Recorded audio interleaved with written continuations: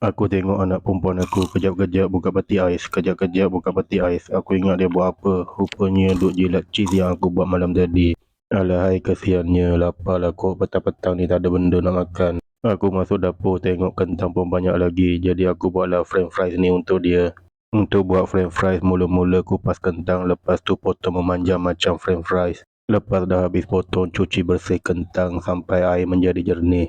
Kemudian rebus kentang dengan sedikit cuka dan 2 sudu kecil garam. Rebus selama 4 minit dengan api yang besar. Selepas 4 minit, pindahkan kentang ke dalam air yang sejuk untuk menghentikan proses memasak. Selepas itu, boleh salut kentang dengan tepung jagung untuk tambah rangup. Kemudian boleh panaskan minyak dan goreng kentang tadi sampai kekuningan. Maka siaplah kentang goreng atau french fries homemade aku. Duk rasa-rasa habis pula, kenalah goreng yang lain untuk anak aku.